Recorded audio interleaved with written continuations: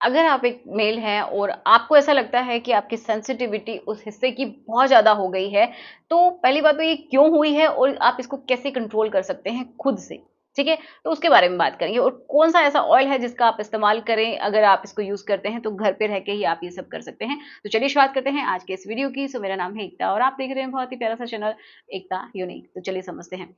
तो कौन-सा ऐसा ऑयल है उसको इस्तेमाल करना है, उसके बारे में भी हम डिटेल में जानेंगे। लेकिन उससे पहले हम ये समझ लेते हैं कि जो सेंसिटिविटी होती है, जो मेल्स के प्राइवेट हिस्से की, वो क्यों होती है और कहाँ पे सबसे ज़्यादा होती है।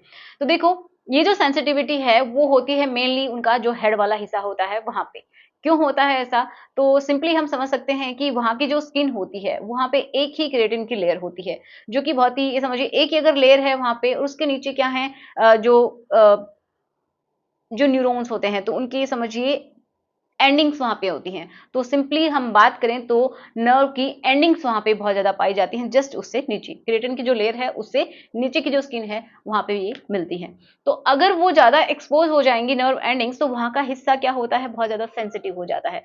तो अगर वहाँ की जो केराटिन है, वो लेयर किसी भी तरीके से डैमेज हो गई है, बहुत ही पतली हो गई है, तो ऐसा होता है। हमारी जो नॉर्मल स्किन होती है, वहाँ पे केराटिन की बहुत सारी लेयर्स होती हैं, जिसकी वज़ह से हमें इतनी जल्दी कोई सेंस फ़ील नहीं होता है, जितना कि जो मेल्स का जो हेड वाला हिस्सा होता है, वहाँ पे उनको ज़्यादा फ़ील होती है। उस हिस्से के हेड वाले हिस्से पे ज़्यादा फ़ील होती है। समझ में आया?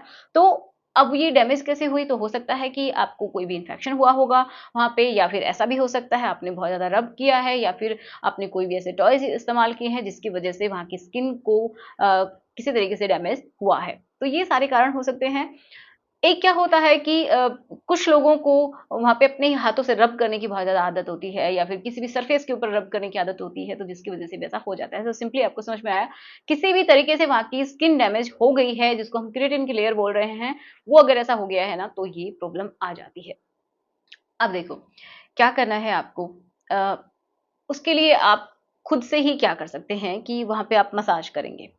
ठीक है? मसाज करने के लिए आप कोकोनट ऑयल जो होता है, सिंपल वर्जिन कोकोनट ऑयल, कोई भी फैंसी नहीं लेना, ठीक है? जो बालों के लिए इस्तेमाल होता है, वो आपको इस्तेमाल नहीं करना, जो कि जनरली आप देखते हैं। आपको वर्जिन कोकोनट ऑयल लेना है, मतलब कोल्ड प्रेस कोकोनट ऑयल लेना है, जो कि ओरिजिनल हो, ठीक है? उसका आप इस्तेमाल कीजिएगा।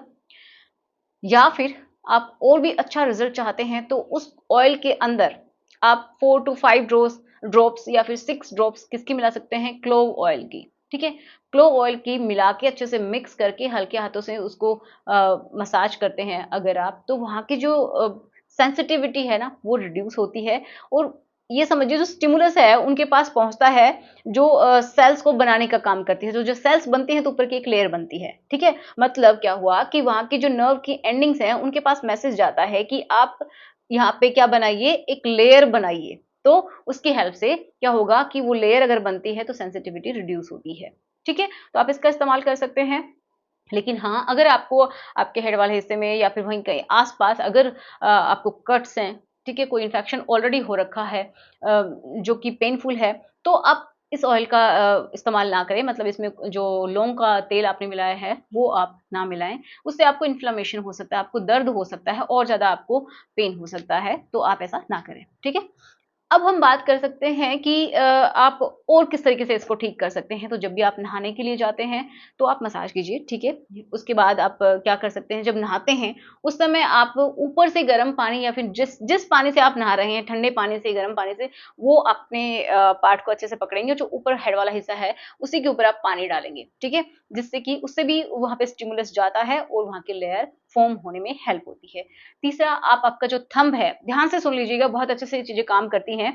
तो जो थंब होता है, उसकी हेल्प से पहले आप अपने पार्ट को पकड़ेंगे एंड देन थंब की हेल्प से आप जो ऊपर वाला जो हिस्सा होता है हेड वाला, उसको आप अच्छे से प्रेस करेंगे। बहुत अच्छे से थोड़ी देर दबा के रखेंगे, फिर छोड़ेंगे, फिर दबाएँगे, फिर छोड़ेंगे। तो ऐसा आप करते हैं, उतना भी नहीं करना कि वहाँ पे डैमेज हो जाए वो हिस्सा, लेकिन हाँ, आपको फ़ील होना चाहिए, हल्का-सा फ़ील होना चाहिए, उतना आप दबाएँगे। तो उससे भी जो वहाँ की सेंसिटिविटी जो होती है वो कम होती है, ठीक है? धीरे-धीरे लेयर फ़ॉर्म होने लगती है। एक और बहुत ही सिंपल तरीका, जब भी आप सोने के लिए जाते हैं तो आप क्या करिए, जो अपना जो अंडरगारमेंट है उसको आप ना पहनें। जब वो आप नहीं पहनते हैं और अगर आपका जो आगे की जो स्किन है, ठीक है? जो मूवेबल स्किन होती है, अगर आप उसको पीछे करके सोते हैं, तो क्या होता है, जब वो हेड वाला हिस्सा एयर के कांटेक्ट में आता है तो वो थोड़ा-सा हार्ड होता है, मतलब उसको बनाने में और आसानी हो जाती है, जो लेयर बनानी है, वो और आसानी से बन जाती है। तो आप ध्यान दें कि जब आप सोने के लिए जाते हैं, तो उस समय उतना ज़्यादा महसूस भी नहीं होता है और आपका समय भी निकल जाता है, तो आप उसको खोल के सोएँ, जिससे कि वहाँ पे एयर का कांटेक्ट बना रहे। जब वो एयर का कांटेक्ट बनता है, तो वहाँ पे केराटिन लेयर ईज़िली बनती है। अब किसी-किसी को क्या है कि बिल्कुल भी सहन नहीं होता है, इतना सेंसिटिव होता है कि उनको बहुत अजीब-सा लगता है जब वो खोल के रखते हैं, उस स्किन को पीछे कर देते हैं, तो उनको अच्छा फ़ील नहीं होता है। तो ऐसा कीजिए, शुरू में आप थोड़ी-थोड़ी देर प्रैक्टिस कीजिए। एक दिन आपने आधा घंटा छोड़ा, 2 घंटा छोड़ा, 3 घंटा छोड़ा, फिर आप पूरी रात भी छोड़ दीजिए। तो ऐसा भी आप कर सकते हैं, जिससे कि आपकी बहुत हद तक हेल्प होती है। ठीक है? तो आशा करूँगी कि आज का वीडियो आपके लिए हेल्पफुल रहा होगा। तो ज़रूर बताइएगा कि वीडियो कैसा लगा, और भी कोई आप चाहते हैं टॉपिक जिसके ऊपर हम बात करें, तो मुझे कमेंट बॉक्स में लिख दीजिएगा। तो चलिए मिलते हैं नेक्स्ट वीडियो में। Thanks for watching. Good bye.